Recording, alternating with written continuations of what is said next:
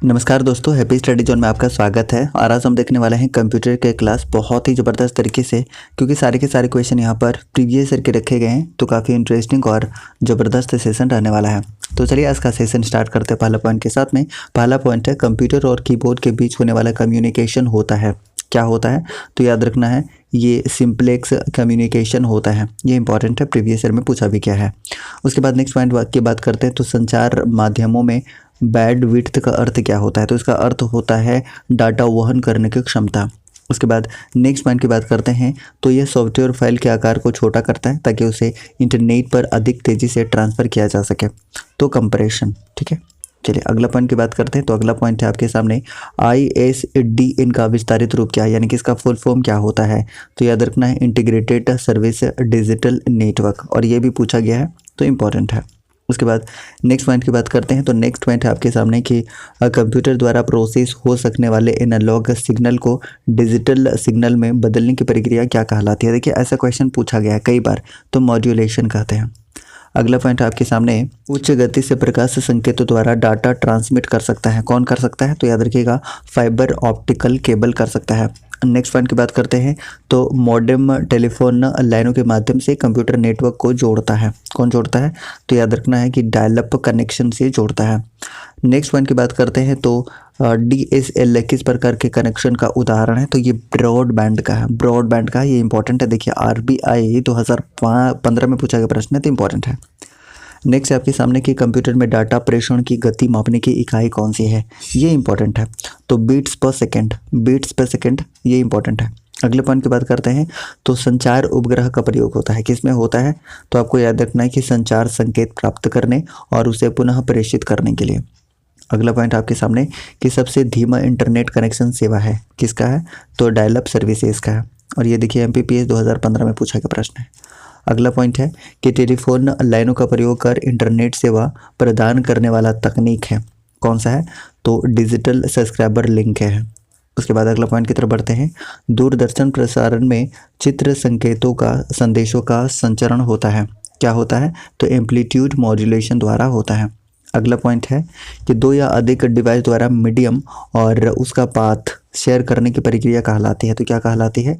Multiplexing कहलाती है। अगला पॉइंट है कि सिम का फुल फॉर्म क्या होता है? तो सिम का फुल फॉर्म होता है सब्सक्राइबर्स आइडेंटिटी मॉड्यूल। उसके बाद नेक्स्ट पॉइंट है कि सी बैंड ऑपरेशन यानी कि ट्रांसमिशन में प्रयोग होता है। क्या प्रयोग होता है? तो 6 गीगाहर्ट्ज़ आवृत्ति का, ये आपको याद रखना है। अगला पॉइंट आपके सामने है कि मोबाइल फ़ोन में प्रयुक्त CDMA प्रौद्योगिकी का अर्थ क्या है, यानी कि इसका फुल फॉर्म क्या होता है? तो कोड डिवीज़न मल्टीपल एक्सेस, ये भी इंपॉर्टेंट है, पूछा गया है। उसके बाद अगला पॉइंट है कि प्रकाश तंतु यानी कि ऑप्टिकल फाइबर जिस सिद्धांत पर कार्य करता है वह कौन सा है? तो आपको याद रखना है कि टोटल इंटरनल रिफ्लेक्शन के सिद्धांत पर कार्य करता है। अगला पॉइंट है कि कंप्यूटर नेटवर्क में मल्टीप्लेक्सिंग का अर्थ क्या होता है? तो इसका अर्थ होता है वह तकनीक जो एक मीडियम से एक साथ एक से अधिक सिग्नल भेज सके। और देखिए ये भी महत्वपूर्ण प्रश्न के कैटेगरी में आप डाल सकते हैं। उसके बाद लैन यानी कि लोकल एरिया नेटवर्क से जुड़े कंप्यूटर क्या होता है? तो आपको याद रखना है कि सूचना और पेरिफेरल उपकरणों को शेयर करते हैं। अगला पॉइंट आपके सामने कि एक छोटे भौगोलिक क्षेत्र में आपस में जुड़े हुए कंप्यूटरों और पेरिफेरियल के छोटे समूह को कहते हैं। तो क्या कहा जाता है? लोकल एरिया नेटवर्क कहा जाता है। वेन का फुल फॉर्म बताना है, तो वेन का फुल फॉर्म क्या होता है? तो वेन का फुल फॉर्म होता है, देखिए कई बार पूछा हुआ है, वेन का वाइड एरिया नेटवर्क होता है, लेन का लोकल एरिया नेटवर्क होता है। इन सारी चीज़ों को याद रखना है। अगला पॉइंट आपके सामने कि वह नेटवर्क टोपोलॉजी जिसमें प्रत्येक संभावित नोड में क्या है, बाई डायरेक्शनल लिंक होते हैं, उसे क्या कहा जाता है? तो मेश कहा जाता है, मेश टोपोलॉजी कहा जाता है। ये काफ़ी इंपॉर्टेंट है। देखिए क्वेश्चन एक बार रिपीट कर रहा हूँ मैं कि वह नेटवर्क टोपोलॉजी जिसमें प्रत्येक संभावित नोड में बाई डायरेक्शनल लिंक होते हैं उसे क्या कहा जाता है? तो मेश टोपोलॉजी कहा जाता है, और ये भी पूछा गया है, इंपॉर्टेंट है। अगला पॉइंट की बात करते हैं कि इथरनेट उदाहरण है, किसका उदाहरण है? तो लोकल एरिया नेटवर्क यानी कि लैन का एक एग्जाम्पल है। उसके बाद अगले पॉइंट की बात करते हैं, तो अगला पॉइंट है कि संचार नेटवर्क जिसका प्रयोग बड़ी संस्थाओं द्वारा प्रादेशिक, राष्ट्रीय और वैश्विक क्षेत्र में किया जाता है क्या कहलाता है? तो ये कहलाता है वैन, ये आपको याद रखना है। उसके बाद नेक्स्ट बात करते हैं कि नेशनल ई गवर्नेंस प्लान के अंतर्गत SWAN का अर्थ क्या होता है? तो इसका अर्थ होता है स्टेट वाइड एरिया नेटवर्क। ये भी महत्वपूर्ण है, MPPSC में पूछा गया है।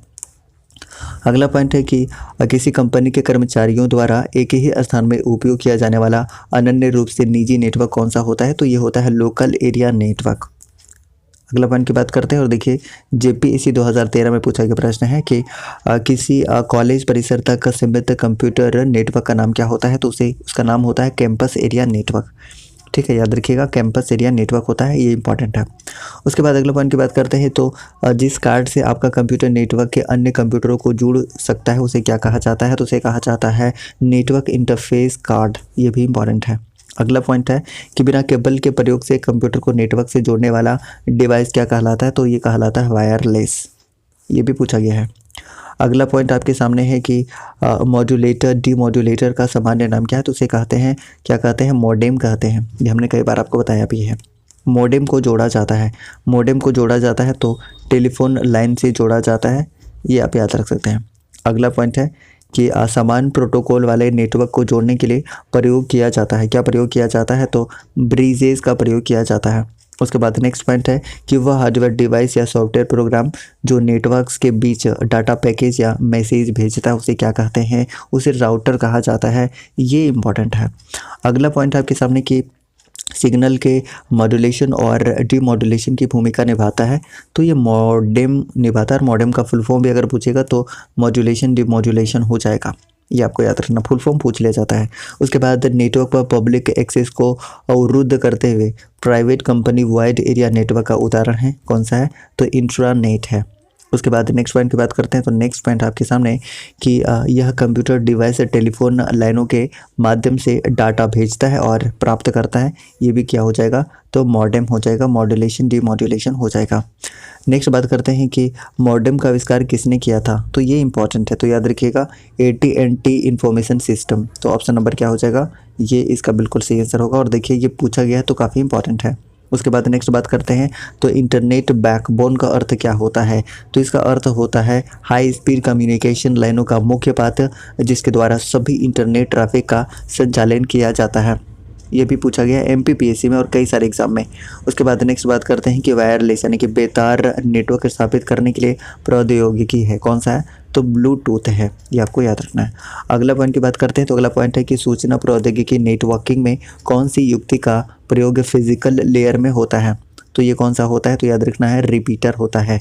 रिपीटर इंपॉर्टेंट है, पूछा गया है।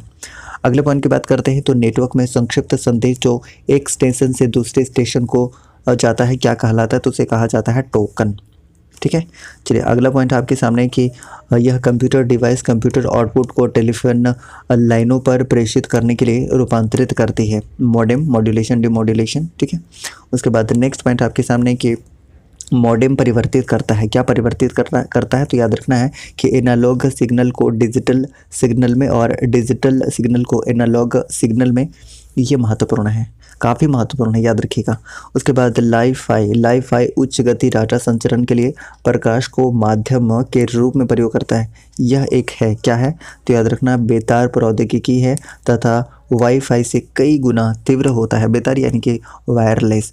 उसके बाद नेक्स्ट पॉइंट की बात करते हैं कि कंप्यूटर नेटवर्क में कनेक्टिंग डिवाइस है, कौन सा कनेक्टिंग डिवाइस है? तो राउटर है, हब है और स्विच है। ये आपको याद रखना चाहिए। उसके बाद नेक्स्ट पॉइंट की बात करते हैं तो नेक्स्ट पॉइंट है कि वाई मैक्स किससे संबंधित है? तो ये किससे संबंधित है? तो संचार प्रौद्योगिकी से संबंधित है, यानी कि कम्युनिकेशन टेक्नोलॉजी से संबंधित है। और IAS प्री 2009 में पूछा गया प्रश्न है, तो काफ़ी इंपॉर्टेंट है। उसके बाद नेक्स्ट पॉइंट है सिग्नल की शक्ति कम हुए बिना नेटवर्क की लंबाई बढ़ाने के लिए प्रयोग करते हैं। क्या प्रयोग करते हैं? तो रिपीटर का प्रयोग करते हैं। ठीक है, रिपीटर का प्रयोग करते हैं। अगला पॉइंट है कि आभासी निजी पथ यानी कि वर्चुअल प्राइवेट नेटवर्क है, क्या है? तो आपको याद रखना है कि किसी निजी इंटरनेट पर बना कंप्यूटर परिपथ जो प्रयोक्ता को अपनी संस्था के परिपथ में प्रवेश की सुविधा देती है और प्रेषित की जा रही सूचना को सुरक्षित रखता है, याद रखना आपको। उसके बाद नेक्स्ट पॉइंट की बात करते हैं तो ब्लूटूथ प्रौद्योगिकी संभव बनाती है, क्या बनाती है? तो उपकरणों के बीच वायरलेस संचार को। और ये भी अच्छा प्रश्न है। अगला पॉइंट, इंट्रानेट क्या है? इंट्रानेट क्या है? तो आपको याद रखना, किसी संस्था के अंदर सूचनाओं का अंतरण के लिए प्रयुक्त आंतरिक नेटवर्क होता है जिसे इंट्रानेट के नाम से जानते हैं। अगला पॉइंट आपके सामने है कि दो नेटवर्कों को आपस में जोड़ने वाला कंप्यूटर कौन सा होता है? तो ये होता है गेटवे होता है। अगले पॉइंट की बात करते हैं, तो अगला पॉइंट है कि किसी बाहरी संस्था को इंटरनल वेब पेजों को एक्सेस करने देता है तो प्रयोग होता है, क्या प्रयोग होता है? तो इंट्रानेट प्रयोग होता है। अगला पॉइंट है कि मॉडेम का फुल फॉर्म क्या होता है? तो हमने बता दिया है, कई बार बताया है कि मॉड्यूलेशन डिमॉड्यूलेटर होता है, मॉड्यूलेटर डिमॉड्यूलेटर होता है। उसके बाद अगला पॉइंट की बात करते हैं, तो WLL का पूर्ण रूप क्या होता है, यानी कि इसका फुल फॉर्म क्या होता है? तो वायरलेस इन लोकल लूप, ये इंपॉर्टेंट है। अगला पॉइंट की बात करते हैं, एक कंप्यूटर को दूसरे कंप्यूटर से जोड़कर सूचना भेजना कहलाता है, क्या कहलाता है? तो नेटवर्क कहलाता है। अगला पॉइंट आपके सामने है कि डाटा ट्रांसमिशन को मापने के लिए प्रयुक्त इकाई कौन सा है? तो बीट्स पर सेकेंड है, बीट्स पर सेकेंड, ये आपको याद रखना है। अगला पॉइंट है कि GSM का अर्थ क्या होता है? इसका फुल फॉर्म पूछ लिया जाता है तो याद रखना कि global system for mobile communication इसका फुल फॉर्म होता है, ये आपको याद रखना है। अगला पॉइंट की बात करते हैं, तो अगला पॉइंट है कि कंप्यूटर डाटा को भेजता है, वह प्राप्त करता है, आंसर क्या होगा? डिजिटल सिग्नल के रूप में, और ये काफ़ी इंपॉर्टेंट है। अगले पॉइंट की बात करते हैं, तो किस वायरलेस नेटवर्क को रेंज यानी कि 50 किलोमीटर तक हो सकता है? किस वायरलेस नेटवर्क का रेंज 50 किलोमीटर तक हो सकता है? तो आपको याद रखना है कि ये WiMAX का हो सकता है। ठीक है गाइस, तो आज का सेशन हमने कंप्लीट कर लिया है। अगर आपको सेशन पसंद आया तो प्लीज़ लाइक कीजिएगा, चैनल पर नए हैं तो प्लीज़ चैनल को सब्सक्राइब करके बेल आइकन को प्रेस कीजिएगा ताकि आपको न्यू वीडियोज़ का नोटिफिकेशन मिलता रहे। और अगर अभी तक आपने लाइक नहीं किया है तो एक लाइक कर दीजिएगा। ठीक है, चलिए मिलता है नेक्स्ट क्लास में, तब तक के लिए जय हिंद।